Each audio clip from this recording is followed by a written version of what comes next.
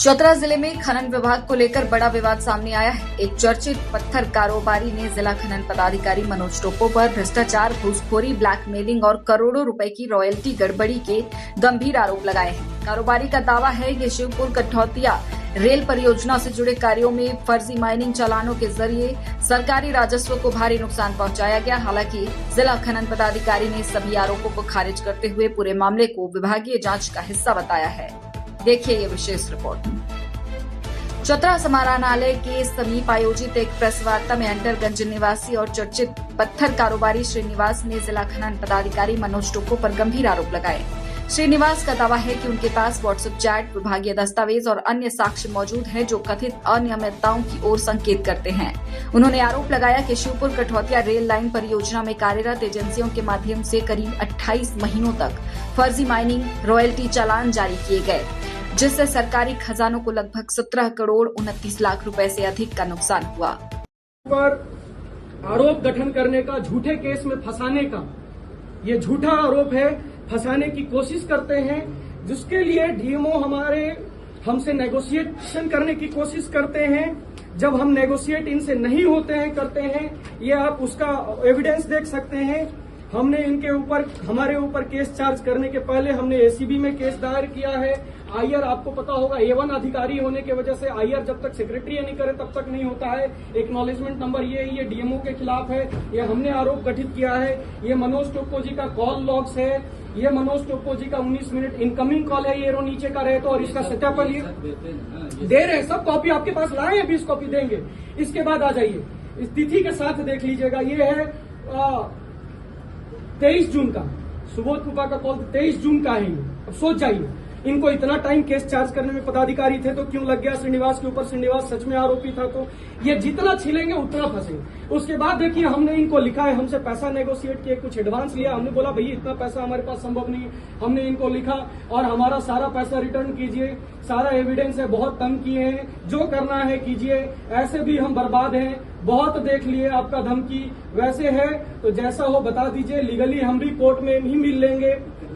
ये देखिए 23 जून के करीब का ही है, इसमें डेट आपको दिख जाएगा। अभी भी व्हाट्सएप कॉल मैंने रखा हुआ है। फिर उधर से कॉल आता है, देखिए इनकमिंग तुरंत 2 मिनट, फिर उधर से कॉल आता है 23 सेकेंड। फिर उसके बाद हमने आंसर नहीं दिया कि भाई आप फंसाइएगा, करिएगा आराम। फिर उसके बाद उन्होंने बोला भाई रामपुर, दूसरे से कॉल कराया, रामपुर उनका घर आ जाइए। रामपुर में कहा तो उन्होंने फिर उधर से खबर कराया। ये देखिए हमारे डेस्क में किसी अधिकारी के खिलाफ आज तक लालचन नहीं लगाया, लेकिन जब ये बर्बाद करने पे आ गया और ये नेगोशिएशन का मामला है, इसलिए मैं इन चीजों का आता हूं। तो ये आप देख सकते हैं, ये होंगे कि जाना पहचाना फैमिली रेस्टोरेंट कहाँ है। ये आदरणीय, सम्माननीय, हमारे माननीय, शुद्ध गंगा जल से धोए हुए पवित्र डीएमओ साहब का है, जहां उनका घर है रिंग रोड के पास। अब टाटा जैसे ही दूसरे रिंग रोड में घुसते हैं, जाना पहचाना रेस्टोरेंट। ये इसमें श्रीनिवास और इसमें ये कोई एआई जनरेटेड फोटो नहीं है, ये हमारे गाड़ी से ली हुई तस्वीर है और तस्वीर लेने वाला भी सामने, इसकी जांच करा जा सकती है। उसके बाद हमने फिर एसीबी को भी लिखा, हमने सारा एसीबी को मामला दिया। एसीबी से कंटिन्यू आग्रह कर रहा हूं, ईडी को लिखा हूं कि मामले का पटाक्षेप किया जाए। अगर मैं दोषी हूं तो मेरे ऊपर पूर्णतः कार्रवाई की जाए। और ये ऐसा ही नहीं, कंटिन्यू एलिगेशन डीएमओ के थ्रू लगाया जाता है। ये तीसरा नहीं, चौथा होगा। इसके पहले मेरे ऊपर फिर 5 करोड़ का फाइन लगाया जाता है डीएमओ के द्वारा। इसके पहले उसमें हम पे बोला जाता है आपकी संलिप्तता है। मैं थोड़ा सा बैक L3 L4 हमारा डैमेज है, दिल्ली उपचार के लिए रहता हूं। तो हमने उनसे समय मांगा और उस पर हमने जवाब दिया। चूंकि हम डीटीओ, अगर एक गाड़ी, भाई साहब सिंपल सी समझिए कि अगर है तो आप जांच करने का अधिकार तो नहीं है गाड़ी का, बगल वाले माइंस का अधिकार तो हमारा नहीं है जांच करने का। 5 करोड़ का उसका पेनाल्टी मेरे ऊपर डालते हैं। जब हम ये सत्यापित करते हैं भैया हम वो माइंस नहीं चला रहे हैं, कर रहे हैं, तो बोलते नहीं आपकी संलिप्तता है। उसमें नेगोशिएट करते हैं भैया 50 लाख रुपया दो। क्या बोले सर आज नहीं होगा, कुछ दिए उसमें तो पैसा देखिए हम मांगे उनसे कि हमारा 50 लाख रुपया दीजिए, जिधर तिधर से पैसा करके लेकर के दिए, ससुराल जिधर तिधर सब तरफ से, क्योंकि ये मामला इनकम टैक्स को भी हमको सबूत देना होगा कि भाई और ये 50 लाख रुपया डीएमओ साहब दे इनकम टैक्स को। हमने दिया उनको झोला।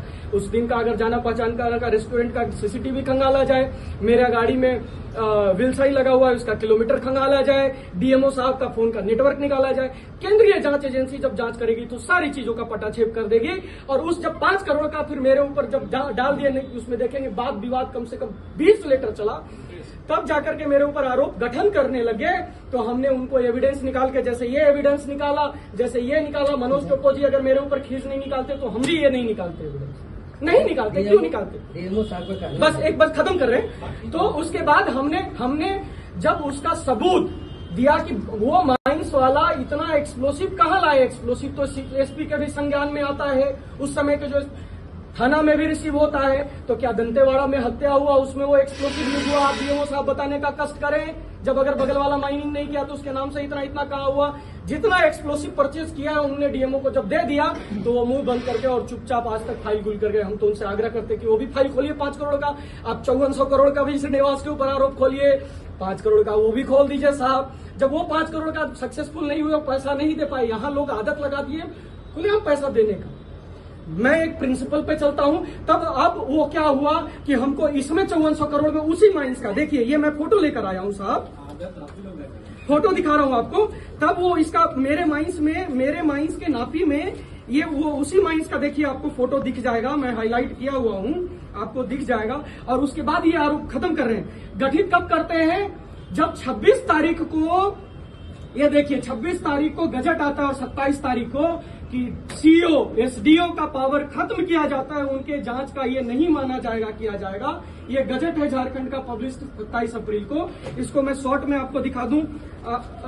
ये यहाँ पर देखिए कि किनका कंपाउंडिंग का अधिकार है। इसमें कंपाउंडिंग का अधिकार है inquiry authorised officer, complaint compounding officer, approving officer. ये इसमें कहीं भी सीओ वीडियो नहीं। कारोबारी ने आरोप लगाया कि इस पूरे मामले की शिकायत उपायुक्त, पुलिस अधीक्षक, ईडी, एसीबी और सीबीआई समेत कई जांच एजेंसियों को भेजी गई है। उन्होंने जिला प्रशासन से मामले में एफआईआर दर्ज कर निष्पक्ष जांच कराने की मांग की है। श्रीनिवास का दावा है कि यदि स्वतंत्र एजेंसी से जांच कराई जाए तो ये झारखंड के बड़े खनन मामलों में से एक साबित हो सकता है। उन्होंने अवैध खनन, बालू, पत्थर और कोयला कारोबार पर भी सवाल उठाते हुए विभागीय भूमिका की जांच की मांग की है। वहीं दूसरी ओर जिला खनन पदाधिकारी मनोज टोप्पो ने सभी आरोपों को निराधार बताया। उन्होंने कहा कि मामला 17 करोड़ 29 लाख रुपए नहीं बल्कि लगभग 26 करोड़ रुपए की कथित रॉयल्टी गड़बड़ी से जुड़ा है, जिसका खुलासा स्वयं खनन विभाग द्वारा किया गया है। डीएमओ के अनुसार मामले की जांच रिपोर्ट प्राप्त हो चुकी है और उच्च अधिकारियों के निर्देश पर आगे की कार्रवाई की जा रही है। देखिए, ये कथन बिल्कुल गलत है। वो पत्थर कारोबारी हैं, उनकी अपनी निजी खुन्नस या निजी उनकी जो भी वेस्टिंग इंटरेस्ट है या जो भी परेशानी है उस पर हम कमेंट नहीं करेंगे। फैक्ट ये है कि जो इरकॉन का जो मामला चल रहा है, इरकॉन और राजा कंस्ट्रक्शन ने फर्जी सर्टिफिकेट, क्लियरेंस सर्टिफिकेट लेकर के अपना बिल क्लियरेंस कराया और उसका पर्दाफाश हमने ही अपने खुद किया। उनसे सारा डिटेल मंगवाया गया कि आपने कितना रॉयल्टी जमा किया और कितना कॉन्ट्रैक्ट का रॉयल्टी आपने जमा कर रखा है। तब ये चीजें आई कि राजा कंस्ट्रक्शन ने क्लियरेंस जमा किया है, क्योंकि हमने अभी तक मिट्टी का रॉयल्टी चतरा जिला में अभी किसी को इशू नहीं किया है। तब ये मेरे संज्ञान में आया, तब हमने इरकॉन से डिटेल मांगा रिपोर्ट कि बताइए क्या क्या क्लियरेंस, क्या लेटर नंबर से आपने क्लियरेंस मिला है, राजा कंस्ट्रक्शन जमा किया है। तब ये पता चला कि नहीं, जो भी क्लियरेंस लेटर यहाँ से जो दिखाया गया हुआ इरकॉन को राजा कंस्ट्रक्शन के द्वारा, वो सारे लेटर फर्जी है। उसका सारा हमने उनको चिट्ठी भी दिया और सारा लेटर का हमने वेरीफाई किया तो सारा फर्जी पाया गया। ये पूर्ण रूप से राजा कंस्ट्रक्शन और इरकॉन के बीच का मामला है, जो फर्जी चलान के द्वारा इनके जो भी इनके बीच में जो भी सांठगांठ या जो भी कहा जाए उनके द्वारा ये किया गया। ये करीब 26 करोड़ से ऊपर का मामला है और ये जो रॉयल्टी है सरकार का, उसको हम लोग इरकॉन से लेकर ही रहेंगे। ये सरकार का उस पर नहीं नुकसान है, हम लोग चिट्ठी उसको डिमांड देंगे। लेकिन जो ये एलिगेशन लगाया जा रहा है, क्लियरेंस सर्टिफिकेट यहाँ से इशू किया गया है, ये क्लियरेंस सर्टिफिकेट हम लोगों ने इशू नहीं किया है। इसका इन्फॉर्मेशन हमने इरकॉन को ऑलरेडी दे चुका था और इरकॉन ने अपना लेटर में खुद लिखा है कि राजा कंस्ट्रक्शन ने खुद फर्जी करके जमा किया है।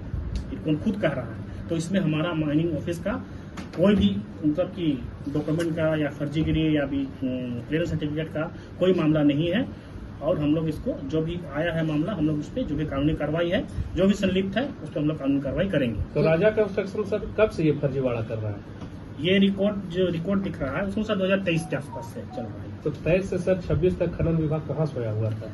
सरकार को इसमें बड़े पैमाने पर राजस्व का नुकसान हुआ है। राजस्व का नुकसान नहीं हुआ है। इरकॉन को तो हम लोग पैसा देगा ही, इरकॉन देगा ही, जितना रॉयल्टी पैसा काट के रखा है वो पैसा तो देगा ही, वो डिमांड भी करेंगे। ये चीजें हैं कि जो वर्क्स डिपार्टमेंट है वो क्या करता है कि जैसे 5 साल का उसका काम है, तो वो 5 साल में काम करते जो बिल आता है वो बिल का रॉयल्टी का पोर्शन जो भी रहता है उसको काट के रखता है, और वो जब काम खत्म होता है तब वो हमारे यहाँ जमा करता है। तो अभी जिस तरह का आपका सिमरिया में जो मिट्टी का जो ये चल रहा है, फायर वगैरह भी हुआ है, तब हम लोग उसे स्ट्रिक्ट बोला कि आप भी आपको देना ही पड़ेगा, नहीं तो हम भी कार्रवाई करेंगे। तब इन्होंने उनको मजबूर होकर के इन्होंने सारा डिटेल हमें दिया है। तो ये डिटेल जब आया तब ये पता चला कि ऐसा कहानी है, तब ये मेरे ही द्वारा संज्ञान में ला करके सारा रिपोर्ट मंगाया गया है। 29 तारीख को ये रिपोर्ट दिया है रिपोर्ट ने कि राजा कंस्ट्रक्शन ने खुद से अपना वो फर्जी किया है, उन्हें माना है, तो फिर हम लोग उस पर आगे कानूनी कार्रवाई करेंगे। सर 2023 में जो राजस्व आना था रॉयल्टी के रूप में, वो 26 में आएगा या 27 में आएगा आपके अनुसार? तो इस दोनों ड्यूरेशन का जो गैप है उसका इंटरेस्ट का पैसा कहाँ जाएगा? इंटरेस्ट नुकसान तो नहीं, इंटरेस्ट वाली बात नहीं है। इंटरेस्ट तब जनरेट होता है जब हम यहाँ से डिमांड देते हैं, ठीक है। जैसे माने कि पट्टेधारी को हम डिमांड दिए, ठीक है, उन्होंने डिमांड नहीं दिया, 1 महीने का टाइम रखता है, उसके बाद तो इंटरेस्ट चालू होता है। तो इंटरेस्ट वाली इसमें बात नहीं है, क्योंकि ये रूल पर ही है, क्योंकि ये हमारा रूल नहीं है कि कॉन्ट्रैक्टर अपना डबल रॉयल्टी जमा कर काट कर रख के हमारे यहाँ जमा करता है, इसमें कोई नुकसान नहीं है इंटरेस्ट का भी। और ये हम फिर से रिपीट कर रहे हैं कि जो पैसा है, जो रॉयल्टी है पैसा, ये तो उनको देना ही पड़ेगा। तो भले वो राजा से ले, कहीं से ले, उससे मतलब नहीं है, उसको पैसा देना ही पड़ेगा, सरकार का पैसा उसको देना ही पड़ेगा, उसमें कोई नो डाउट। मुख्य रूप से कॉन्ट्रैक्टर तो आईकॉन है, इरकोन ही है कॉन्ट्रैक्टर, वो तो सब पेटीदार है। अच्छा, वो श्रीनिवास ने आरोप लगाया है 50 लाख रुपया कार्रवाई के एवज में, रोकने के एवज में मांगा गया, जिसमें 15 लाख रुपया नहीं भी जारी किया, कुछ नहीं। वो हमेशा पहले भी कंप्लेंट किया है, बहुत जगह किया है, ईडी सीबीआई बहुत जगह लिखा है, उसका हमने सारा पॉइंट वाइज रिप्लाई भी डिपार्टमेंट को दिया है, डीएम सर को भी दिया है। ठीक, आज की कहानी नहीं है, ये 6-4 महीना पहले से चल रहा है। तो इनका मेन उनका जो रिएक्शन आ रहा है, क्योंकि उनका माइंस का मेजरमेंट हो गया है, उसी वजह से उनका रिएक्शन है।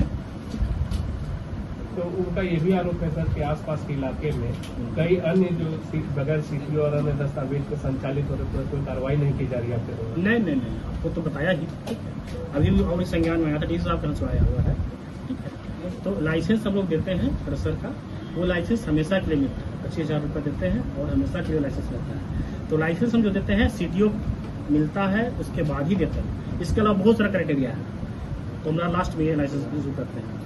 तो जो सीटीओ अगर मान लिया लैप्स हुआ है, तो हम लोगों ने आरओ को भी लिखा है, वहाँ से भी ऑफिसर आए थे, उन्होंने जांच किया है और स्ट्रिक्ट डायरेक्शन हम लोग की जो मेजरमेंट स्टॉक का कर रहे हैं, अगर किसी का फेल है तो स्टॉक को हम लोग वहीं सीज करेंगे। सीज करने का मतलब कि आपका स्टॉक वही रहेगा, उससे आप ऊपर नीचे कुछ कर नहीं सकते हैं। और जो भी अगर सीटीओ का वायलेशन में अगर चला रहा है तो पोल्यूशन कंट्रोल बोर्ड उसके लिए कॉम्पिटेंट है, वो अपना कार्रवाई करेगा। अच्छा सर, राजा कंस्ट्रक्शन और इरकॉन के द्वारा जो इतने बड़े पैमाने पर फर्जीवाड़ा किया गया है, तो उस पर क्या कार्रवाई कर रहे हैं?